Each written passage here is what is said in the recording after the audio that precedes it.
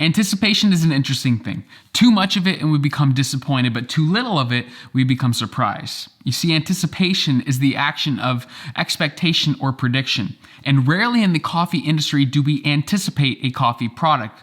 But this year, the Fellow Ode Brew Grinder easily left us very anticipated for its release. But with too much anticipation can come disappointment. In this video, I'm going to unbox the Fellow Ode Brew Grinder, share my impressions with you, and share two very important updates Fellow plans to release for the Fellow Ode Brew Grinder in 2021.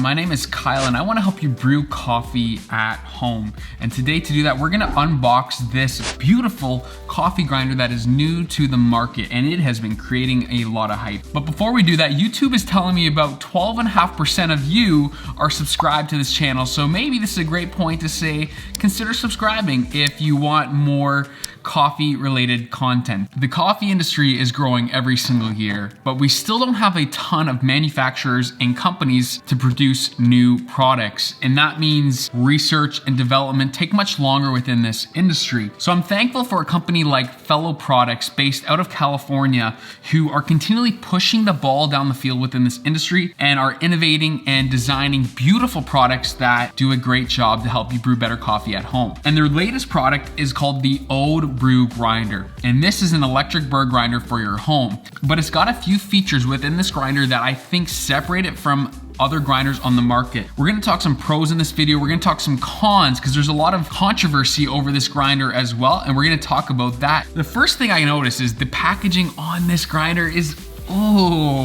like you gotta love a nice box. Everything from the way that this is detailed. This is an experience. Call me a simple man, but a good product packaging goes a long way for me. But even right off the bat, you can see the giant dial on the front of this grinder, and that's where you adjust your grind settings. This is something very similar to what you would see on high-end commercial grinders like Mahlkoning's EK43, where it's a giant dial on the front of the grinder. I'm sure this has got a lot of inspiration from that.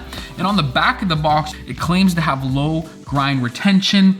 It's got 64 millimeter flat burrs. It's supposed to be a very quiet grinder. We're gonna test that. And it's got a single dosing hopper, a smart speed PID motor, which I think is a very interesting feature on this grinder and something that you honestly only find on higher end grinders. The motor within this can actually tense when there's no tension within the actual burrs themselves, and it will shut off the burrs knowing when all your coffee has been ground. That's enough reading the box. Let's dive into this box because I want to see what this looks like. And we're talking about a coffee grinder. Like, this looks like something right out of the Apple Store. I'm pretty impressed so far, fellow. And this manual reads, it's not a conspiracy, it's just good coffee. All right, well, we will see, fellow. Not fully buying into it yet. Even on the lid of this box here, showing all of their different brewers and the Atmos and their cups, the Montes, and obviously the Ode with their Fellow logo right underneath. Woo! Oh, okay, this is very small. Okay, heavy. We've even got a brush. I am a fan of a good coffee brush. And if we pull this off, we are greeted with the beautiful Fellow Ode Brew Grinder. Very beautiful, and it is small. It is small. In comparison to a pop can, this thing is maybe 2 pop cans high, maybe 1.5 pop cans high. This thing isn't very tall. Now, something I noticed right away with this grinder is that it is very premium in its design, which isn't often found when you're buying a cheaper home grinder, which is something I would love to mention, that this grinder comes in at $299. That's more expensive than a Brazza Encore, but it's cheaper than something like the Niche Zero. Now, this product isn't meant to combat something like the Niche Zero. This is something that is meant for filter coffee brewing. Something like the Niche Zero is going to grind for espresso, and it'll grind much finer. And this one can't do espresso, but everything is very premium. It's one of those products that looks great in pictures, but in person, it actually looks even better. I'm pretty impressed. You want to get those grinds adjusted real precise. You got this big old dial on the front, small little hopper on the top. Fellow's going for a single dose design on this, which I respect. I think it's great. Good job, Fellow. We want more people single dosing. We don't want your old stale beans in that hopper. Pour your beans in when you want them, grind them, and that's it. Before we test the sound out of this thing, do you have the Fellow Ode Brew Grinder? Is this something that you think you'll be buying in the near future? If it's something that you think looks great, let me know in the comments down below. And if you don't like the look of it, let me know why down in the comments down below, and I'll be responding to every single comment.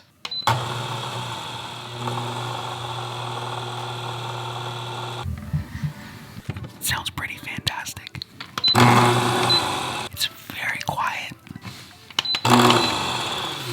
I know I don't have coffee in it, but it sounds very quiet. It kind of looks plastic, but it's not. This is all metal. The front face is metal, the base is metal. I think it's nice when you're buying a few $100 grinder that it actually feels nice to use. Like, you want these things to last a while. Now within this, you've got a 64mm Burr set, but it's a flat Burr set. And I think this is really intriguing because for a while within the filter coffee market, anything on the budget level of filter has always been a 40mm-ish conical Burr set. Eureka has been coming out with some great lower end grinders recently within their Mignon line. I love to see that. But for a while, it's been just the Baratza Encore, some Breville grinders, which I've reviewed recently. This is kind of on the higher end of filter coffee brewing. I don't know, what do you think? Let me know in the comments down below. What are your thoughts? I would love to know. Ooh, you see that magnet? I am not opposed. That feels like you're getting your money's worth.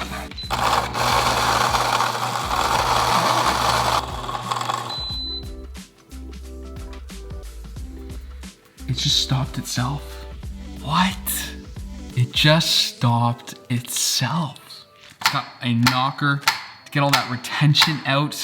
The grinds look very consistent. Now I'm not gonna sift it in this video. I'm gonna leave that for another video. And I'm gonna compare this to some other grinders that I own. If you want me to compare this to another grinder, let me know in the comments below which grinder you would like me to compare this against. But one thing I noticed right away, there's a lot of static. And even after, oh yeah, there's some retention, so. Let's talk about some things that people have been talking about, some controversy. The first thing that people have been giving this grinder heck is the fact that it can't grind fine enough. You know what? Let's test it. I've got the Fellow Stag X, which is a flat bottom brewer from Fellow, which I think is fair. You know, we've got the Fellow Ode Brew Grinder. This would obviously be designed for their own brewers. So I'm gonna grind around a 1 or 2 and see if I can pull a good brew with this grinder for their own pour over brewer.